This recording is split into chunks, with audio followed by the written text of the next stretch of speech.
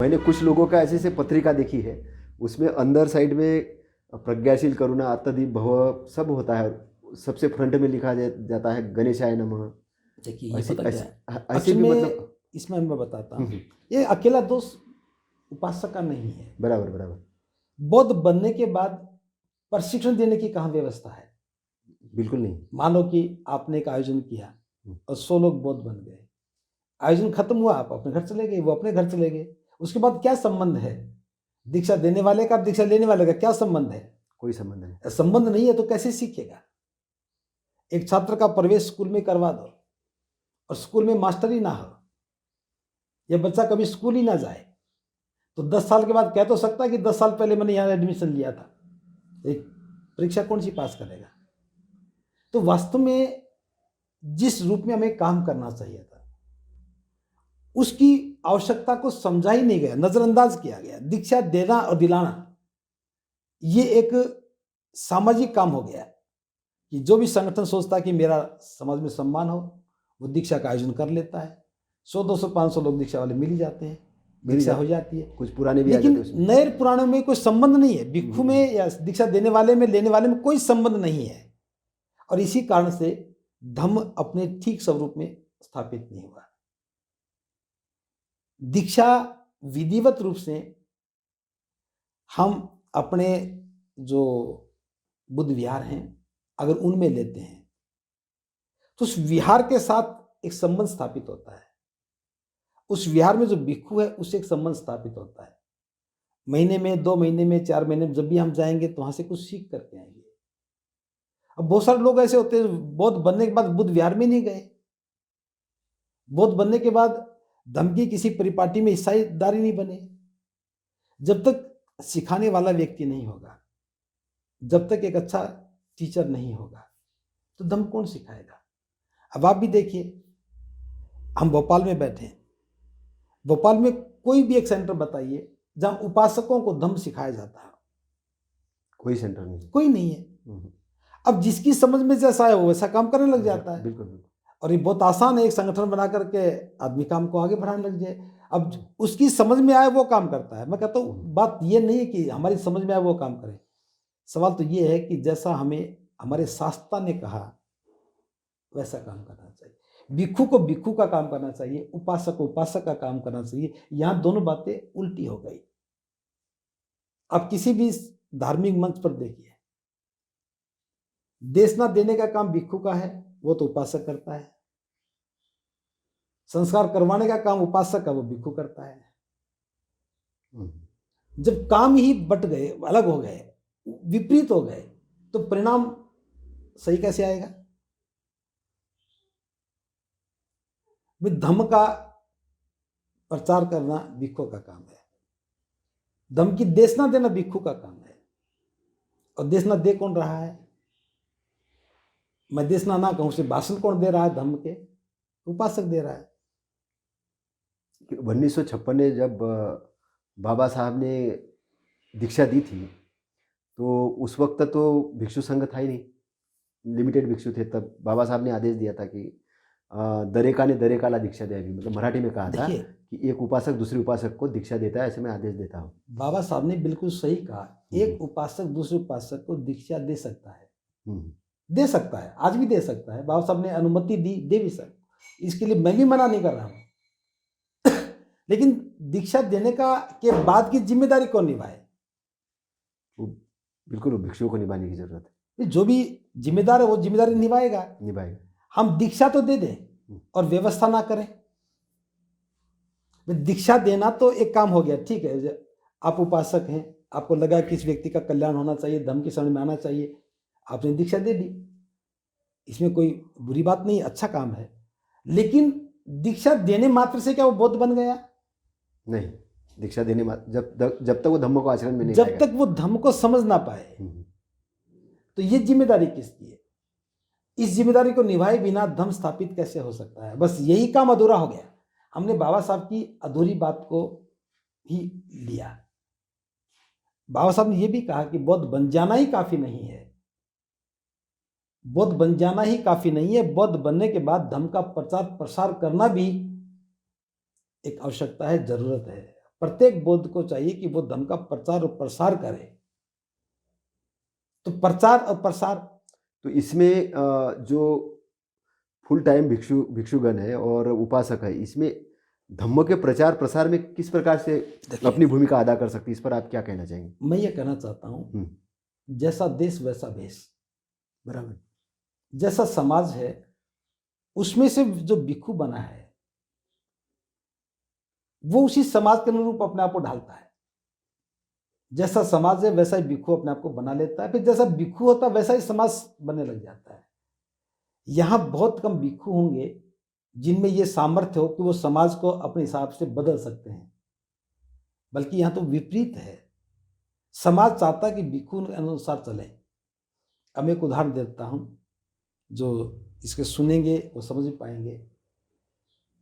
भिक्षु कहाँ रहे? भिक्षु को कहाँ रहना चाहिए? विहार में। विहार में। विहार कौन बनाए?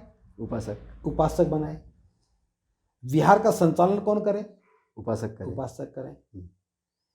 आज देश में क्या है, जिस विहार का संचालन समिति के हाथ में है, उपासकों के हाथ में, वहां भिक्षु रह ही नहीं पाता। बराबर, वहां तो ताला लग जाता है वो उनके अंदर। और जहां भिक्षु रहता है वहां कमेटी बनाने के लिए झगड़े होते हैं। भिक्षु कमेटी नहीं बनाने देते। भिक्षु कमेटी नहीं बनाने देता।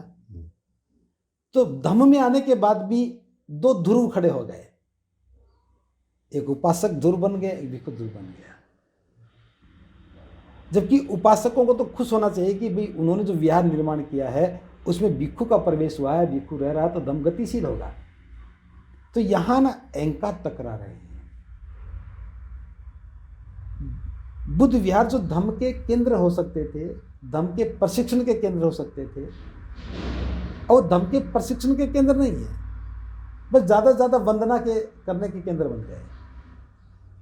तो सही मायने में धम्म का स्वरूप अभी उभर कर नहीं आया है कि बौद्ध कैसे बने, उनका आचरण कैसा हो, भिक्षु कैसे हो, उनका आचरण कैसा हो, भिक्षु की जिम्मेदारियां क्या हैं, उपासकों की जिम्मेदारियां क्या हैं।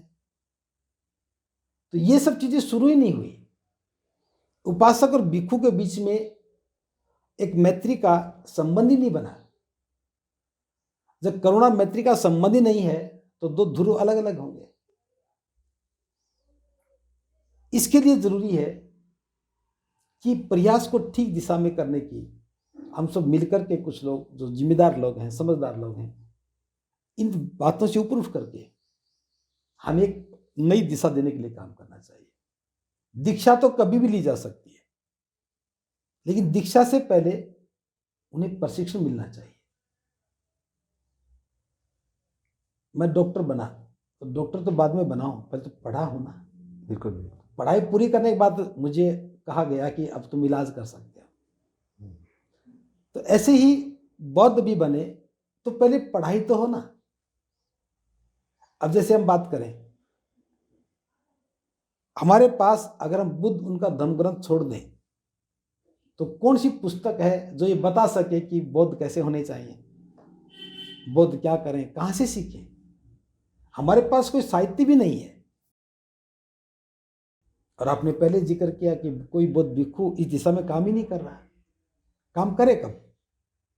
फुर्सत ही नहीं है। जहां मैं बैठा हूं इस समय, चलो और आगे महाराष्ट्र में चले जाएं, वहां तो परित्राण इतने होते हैं कि भिक्षुओं की कमी है, अकाल पड़ा हुआ है। अब डिमांड समाज में ज्यादा आएगी तो ज्यादा भिक्षु बनेंगे, ज्यादा भिक्षु बनेंगे तो धनी तो कमाएंगे। धनी कमाएंगे, धम कहां से कमाएंगे? उपासक के मन में ये आ गया, भिक्षु घर में आ गया, परित्राण हो गया तो मेरा तो कल्याण हो गया। और भिक्षु को ये हो गया भाई उपासक ने बुरा लिया, परित्राण हो गया तो जेब में धन आ गया। तो दोनों धन के लिए तो काम कर रहे हैं। उपासक सोचता भिक्षु आ गया तो मेरे घर में धन का प्रवेश हो गया, भिक्षु सोचता परित्राण आ गया तो मेरे पास धन आ गया। तो धम पीछे छूट गया, धन आगे हो गया। अगर परित्राण सिर्फ भोजन तक सीमित रहता ना तो धम गति करता। परित्राण धन से जुड़ गया, इसलिए एक बाधा बन गया। इसलिए कोई भी सोचता ही नहीं कि भिक्षु बनने के बाद उसे धम सिखाना चाहिए, भिक्षु बनने के बाद बस परित्राण आना चाहिए। तो यहाँ कुछ अंतर्द्वंद खड़ा हो गया है। नहीं, भिक्षु तथागत के समय में जो भिक्षु बनते थे उसका एक ऑब्जेक्ट होता था। तथागत हर किसी को भिक्षु भी नहीं बनाते थे, पहले तो हर किसी को भिक्षु भी नहीं बनाते थे, और जिसको भी भिक्षु बनाते थे उसका एक ऑब्जेक्ट होता था। अगर वो ऑब्जेक्ट से या उद्देश्य से हट जाता था तो उसको भिक्षु संघ से बाहर भी किया जाता था। देखिए, उस समय तथागत एक मास्टर की भूमिका में थे। जब मास्टर मजबूत है तो छात्र तो अच्छे होंगे ही ना, अनुशासन तो होगा ना। बिल्कुल अनुशासन होगा। इसलिए तथागत ने संघ को अनुशासित किया, अनुशासित किया, नियमों में बांधा। जो नियम तोड़ेगा वो भिक्षु कैसे रहेगा? अब चूंकि कोई मास्टर नहीं है, बिना मास्टर के अनुशासन कैसे होगा? और अनुशासन नहीं है तो भिक्षु अनुशासित कैसे होगा? नहीं, मैंने अभी कुछ भिक्षुओं को फेसबुक के अंदर कमेंट करके देखा, वो चिवर पहनते हैं, और जैसे एक भिक्षु को क्या किसी उपासक के जन्मदिन की बधाई देना चाहिए? देखिए, ये बहुत छोटी चीज़ें हैं। मैं एक बात बता रहा हूँ, देखिए, हाँ, वो अगर हम छोटी छोटी चीज़ें पकड़ेंगे तो बहुत सारी चीज़ें हैं। वास्तविकता क्या है, हम इसको समझें। एक भिक्षु अगर गलत कर रहा है, उसे ये बोलना चाहिए, नहीं बोलना चाहिए, करना चाहिए, नहीं करना चाहिए, ये उसका दोष नहीं है। उसको किसी ने बताया ही नहीं। किसने बताया? कोई भी आया जी मुझे चिवर दे दो, चिवर दे दिया। जब चिवर लेने के बाद वो अपने घर चला गया, जहां भी चला गया, बिहार चला गया। ट्रेनिंग कहाँ है? तो दोष उसका थोड़ी ना जिसने ये काम किया है, दोष उसका भी तो जिसने चिवर दिया। तो देखिए, ये जो चिवर देने लेने की प्रक्रिया है, ये बिगड़ गई। संघ का नियंत्रण नहीं है। अब संघ का नियंत्रण नहीं है, संगठनों का नियंत्रण हो गया। अब संघ की बजाय संगठन महत्वपूर्ण हो गए। हर व्यक्ति का अपना एक संगठन हो गया। अब संगठनों से दम थोड़ी चलता है, दम तो संघ से चलेगा। तो संघ और संगठन के बीच का भेद लोग नहीं समझ पा रहे हैं। संघ और संगठन में क्या भेद है, थोड़ा सा बताएंगे आप? देखिए, संगठन किसी निश्चित उद्देश्य की प्राप्ति के लिए जब कुछ लोग इकट्ठे होकर काम करते हैं, वो संगठन है। और धम्म में संगठन नहीं है, धम्म एक संघ है। संघ है। जीवन पर्यंत जो निश्चित उद्देश्य के लिए चल रहे हैं, जब वो इकट्ठे होते हैं तो संघ बन जाता है। इकट्ठे होते तभी संघ बनता है। उसमें जो सबसे वरिष्ठ है वही संघ का मुखिया होता है। बराबर। तो वो अवधारणा स्थायी है, लेकिन संघ की फॉर्मेशन बिल्कुल अस्थायी है। संगठन काम स्थायी है। इसमें कोई नया आदमी आ जाए तो संघ का अध्यक्ष नहीं बन सकता है। तो संगठन एक सीमित उद्देश्य के लिए, एक निश्चित उद्देश्य के लिए सीमित लोग मिलकर काम करते हैं, वो संगठन है। उस संगठन की उसके अपने मापदंड है। जबकि भिक्षु संघ के मापदंड बुद्ध के द्वारा बनाए गए विनय पिटक है, उसका मापदंड है। उसमें ना कोई कम कर सकता है, ना कोई ज्यादा कर सकता है। उस भिक्षु संघ में जो भिक्षु बना है उसका अपना उद्देश्य नहीं है, जो बुद्ध ने तय किया वही उद्देश्य है। तो वो उद्देश्य सुस्पष्ट है। कोई छोटे काम के लिए भिक्षु नहीं बना। मैं कहूँ कि मैं तो इसलिए भिक्षु बना हूं, ये काम कर लूँ तो मेरा काम पूरा हो गया, ऐसा नहीं है। तो भिक्षु तो एक संपूर्ण धम्म की सत्ता के लिए बना है। तथागत जैसे कहते हैं कि भिक्षु मेरे जाने के बाद में धम्म ही आपका शास्त्र होगा, और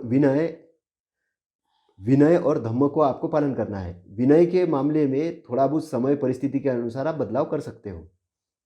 संघ एकत्रित आके उस चीज़ का निर्णय करे क्या नियम छोड़ना है और क्या ये करना है। लेकिन धम्म के बारे में किसी प्रकार का बदलाव नहीं किया जा सकता। धम्म के बारे में अगर डिस्प्यूट होता है और इसमें अगर बदलाव किया जाता है तो ये धम्म के लिए तो हानि होगी, संसार के लिए भी, लोगों की भी बड़ी हानि होगी। तथागत ने बड़े नियम बदलने के लिए नहीं कहा। उन्होंने कहा कि जो छोटे मोटे नियम, मतलब बड़े नियम नहीं, छोटे मोटे। आवश्यकता पड़ने पर इसमें बदलाव जा सकता है, लेकिन मूल तत्वों को, मूल सिद्धांतों को नहीं बदला जा सकता।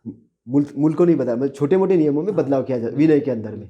तो जो धम्म के विषय में तथागत ने कहा था कि धम्म के मामले में डिस्प्यूटेड होगा तो उस पर संघ एकत्र आके सही बात पे पहुंचे और सही निर्णय लेके धम्म के अनुसार में वर्क करे, धम्म का प्रचार प्रसार करे, लेकिन ऐसा नहीं हुआ। तथागत के जाने के बाद बहुत सारे मतलब संस्थान बनते गए, जैसे महायान बन गया, हीनयान बन गया, वज्रयान बन गया, तंत्रयान बन गया, और पता नहीं कितने कितने तरीके से, मतलब त्रिपिटक में हम पढ़ते हैं तो त्रिपिटक के अंदर जबरदस्त मिलावट हुई, और तथागत को अवतार, कहीं अवतार घोषित कर दिया तो कोई कल्पना में घोषित कर दिया। तो मतलब ये इस प्रकार का जो डिस्प्यूटेड क्रिएट हुआ, उस पर आप क्या कहना चाहेंगे कि उस पर आज के संदर्भ में उसका कैसे क्लियरिफिकेशन करें और क्या करें? देखिए, पहली बात तो मैं भी लोगों का एक भ्रम दूर करना चाहता हूँ। महायान बना, ये बना। बात ठीक है। ठीक है। आपने कभी किसी हीनयान को देखा है?